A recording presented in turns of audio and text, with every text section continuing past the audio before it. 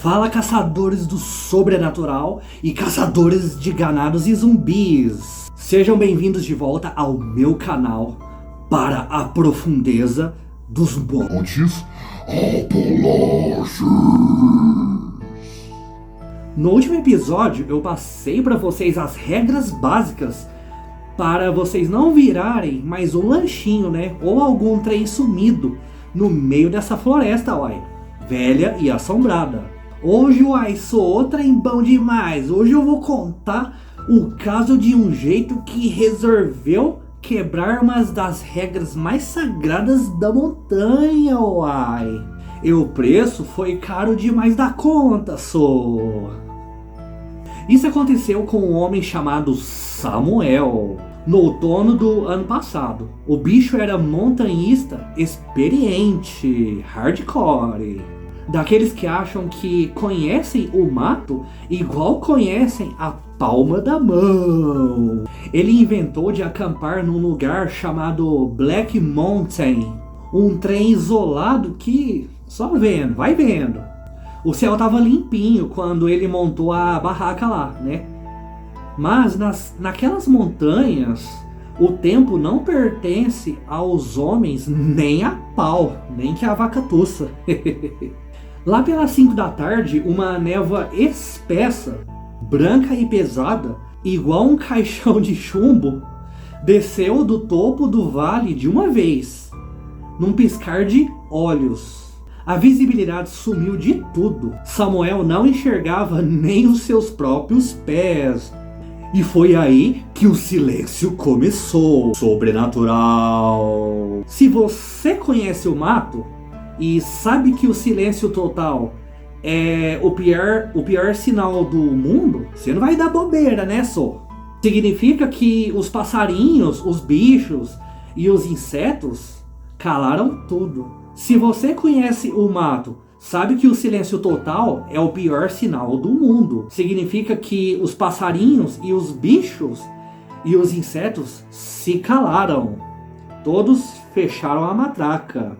Porque um trem maior só, que não é de Deus, acabou de entrar no recinto. Aí o cara tá lascado, né? Eu sobreviveria, né? Nos Montes Apalaches, né? Porque eu sou o Leon Scott Kennedy, né, galera? Olha a minha camiseta aqui, ó, do Resident Evil Requiem, ó. Olha aí, papai, ó. É a prova que eu sou o Leon, ó. O cabelo, as luvinhas, a peita, colarzinho, ó. Mas enfim, vamos continuar. Primeira parte. O primeiro sinal e o erro fatal. Samuel entrou para dentro da barraca e acendeu o lampião dele, a luz. O relógio marcava 7 da noite quando ele ouviu algo misterioso. Foi um assobio. Eita lasqueira. E não era o vento não, uai, só. Era um assobio muito humano e nítido também. Uma melodia esquisita e distorcida, vindo de trás de uma árvore a poucos metros dali. Uai! Vocês lembram da regra número 3, galera? do primeiro episódio? Se ouvir alguém assobiando ou chamando o seu nome no mato, você não pode responder em hipótese alguma. E você nem pode inventar de ir atrás do trem. Porque se você for atrás do trem, o trem te pega, né? Já sabe, né? Esses são os Montes Apalaches. Sejam todos bem-vindos aos Montes Apalaches, aonde o filho chora e a mãe não vê, só.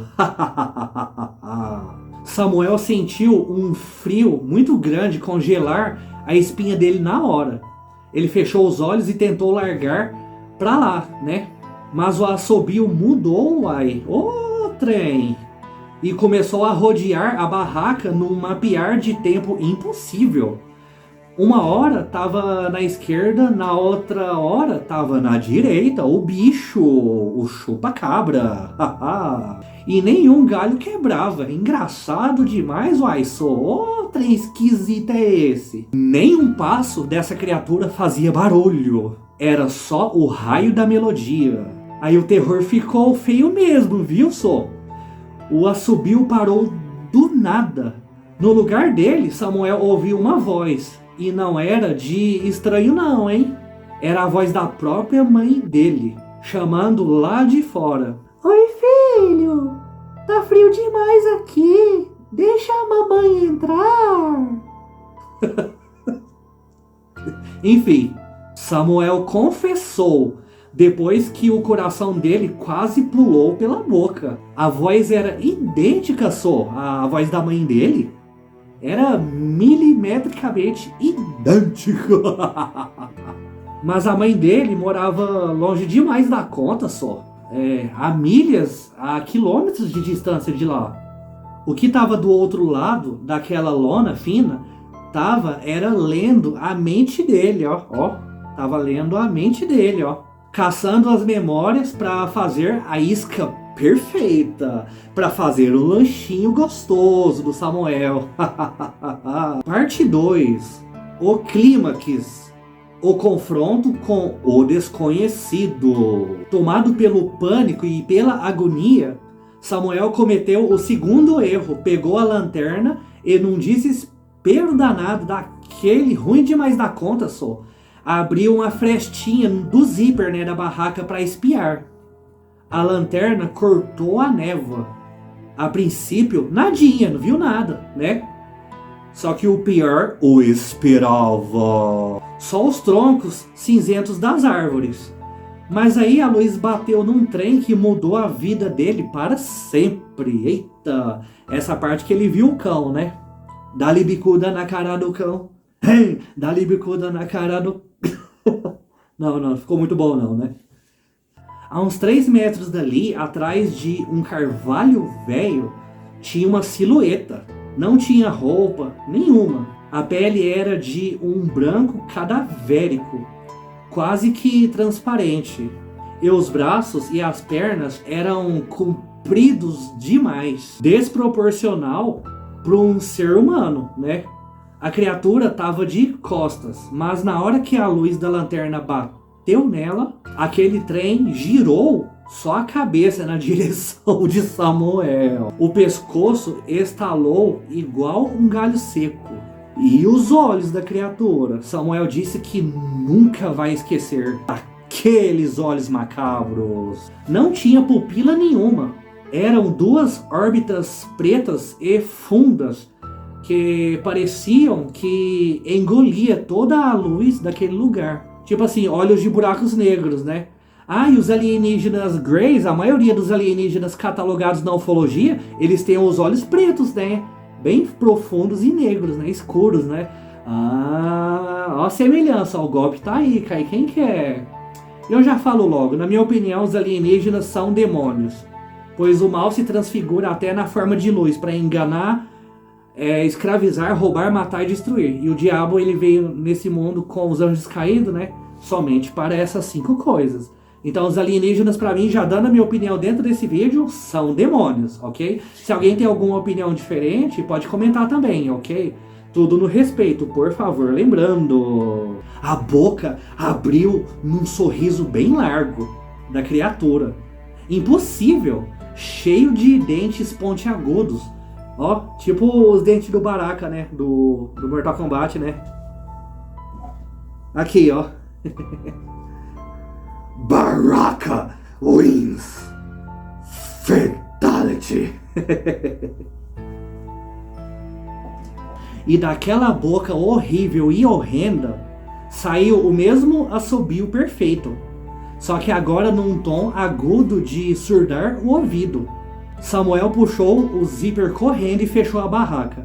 E se jogou no chão da barraca e começou a clamar por Deus com toda a sua alma. Lá fora, o bicho começou a rodear a barraca. Dava para ouvir as garras compridas arranhando de levinho no nylon da barraca. Igual quem tá brincando com a comida, né? Parte 3. A fuga e o pós-trauma. A tortura psicológica durou a noite inteirinha só. Samuel passou as horas encolhido igual um tatu debaixo das cobertas. E ele estava sentindo o bafo frio e com cheiro de terra molhada, passando pelas frestas da barraca. Aquele trem só sabia que ele estava ali, ó. Só o lanchinho lá esperando, né? E o cão, né, o diabo materializado nessa criatura, ele só queria ver o colapso mental do Samuel.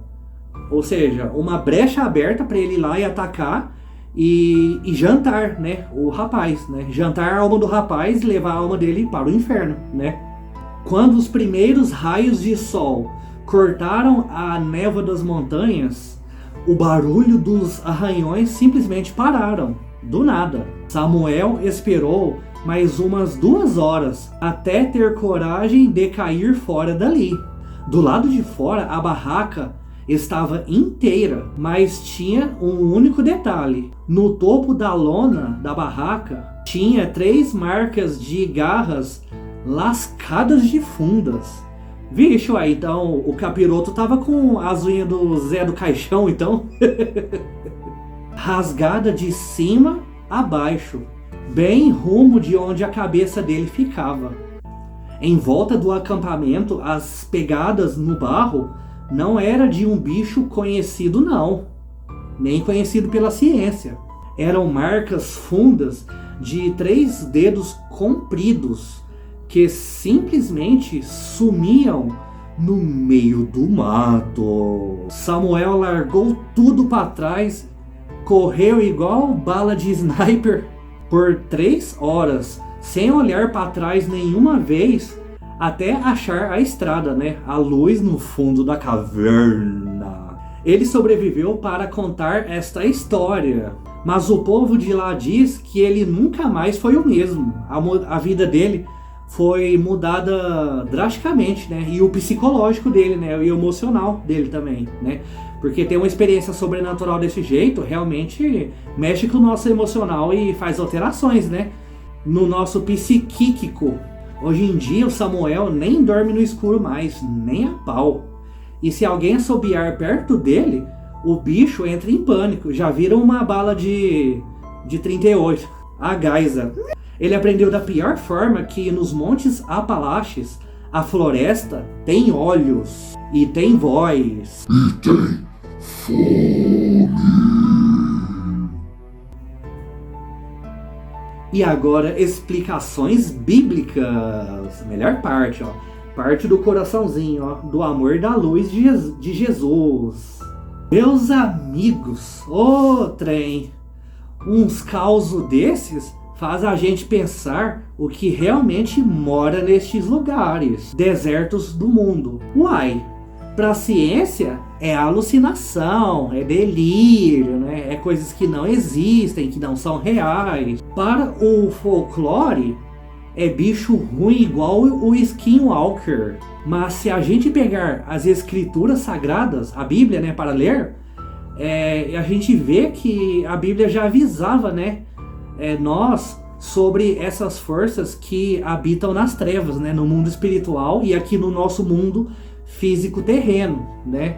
Esse trem dessas criaturas imitar a voz dos parentes e esconder na névoa e trazer um medo que paralisa a gente, casa certinho com o que a Bíblia chama de hostes espirituais da maldade. Observem bem o que está escrito no livro de Efésios, capítulo 6, versículo 12. Porque não temos que lutar contra a carne e nem o sangue, mas sim contra os principados e contra as potestades, contra os príncipes das trevas deste século e contra as hostes espirituais da maldade nos lugares celestiais. Esses bichos que moram no mato não é animal não, que a biologia esqueceu de catalogar não, galera. Uai, sou. Na verdade, eles são manifestações dessas forças ocultas, né, que surgem, né, instantaneamente, né, nesses lugares assombrados, né, que acham no isolamento daquelas montanhas o ambiente perfeito para botar medo no povo e para lanchar o povo. E essas criaturas, né, ou seja, o diabo e os demônios materializados, eles usam do medo, né, dessas pessoas como alimento, né, para eles continuar materializados ali e para conseguir atacar, né, essas pessoas, né. E de acordo com as regras, né, se você não obedecer, né, e se não tiver a misericórdia de Deus, aí já era, né? O bicho pode te pegar e já era, né? Você nunca mais volta, né? O negócio, o bagulho é sério mesmo. Vai achando que os Montes Apalaches é brincadeira, né? E tem mais, uai. A forma como essa criatura tentou enganar o Samuel, se passando pela mãe dele, reflete direitinho o que está escrito lá em 2 Coríntios, capítulo 11, versículo 14. E não é maravilha, né, como eu sempre falo aqui no canal, que o próprio Satanás se transfigura em anjo de luz para enganar, escravizar, roubar, matar e destruir as pessoas. Se as forças das trevas podem disfarçar de trem bom para enganar a gente, né, ou destruir, podem usar a voz de quem a gente ama para arrastar nós para fora da proteção divina de Deus, né, de Jesus, né, do Espírito Santo, pro meio da escuridão. Eles usam a ilusão, o assobio, porque sabem que o ser humano tende a responder, né, a chamados, né. E agora a conclusão do vídeo, galera. O mundo espiritual, galera, realmente é demais, né. É bem macabro e bem realista, né, bem real, né. E o limite entre a nossa realidade e o oculto é bem fininho, vai vendo só. O Samuel, ele escapou somente por isso aqui, ó, por um triz, galera, ó. Mas o que aconteceu com ele abre as portas para um mistério maior ainda. Porque se você achou o caos do Samuel de cair o queixo, você não faz ideia do que tá vindo por aí, do que eu vou trazer aqui no canal. Em breve aqui no canal eu vou trazer o episódio 3 e último episódio sobre os Montes Assombrados dos Apalaches. Eu vou contar a história bizarra de um grupo de resgate que subiu a montanha para buscar os trem que o Samuel largou para trás. Eles não acharam a barraca não, galera. Ó, uma dica, um spoiler do terceiro episódio. Eles acharam foi um trem enterrado que desafia a própria Bíblia e que trouxe um pavor danado para a cidadezinha de lá. Um trem que os antigos juravam que estava trancado para sempre. Para você não perder esse desfecho que tá de arrepiar o cabelo do braço, uai, já se inscreve no canal, me siga nesse perfil para não perder nenhum vídeo. Ativem o sininho, né, para não perder a notificação dos episódios novos, né, e do terceiro, né, dos Montes Apalaches, né, e deixem seus likes marotos aí, galera. Compartilhem esse relato, né, e meus outros, né, com as pessoas conhecidas de vocês que gostam de ouvir histórias de terror, sejam elas parentes, familiares, colegas, amigos, enfim, etc. Isso estaria ajudando muito a crescer o meu canal e eu ficaria muito feliz por isso. Aleluia!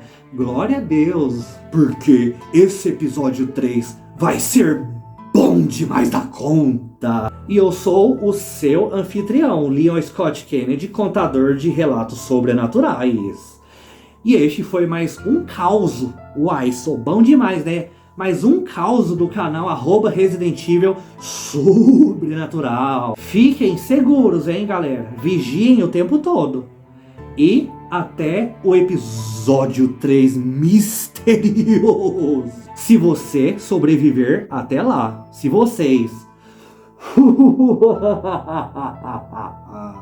Muito obrigado a todos. Que tenham uma ótima e uma abençoada noite.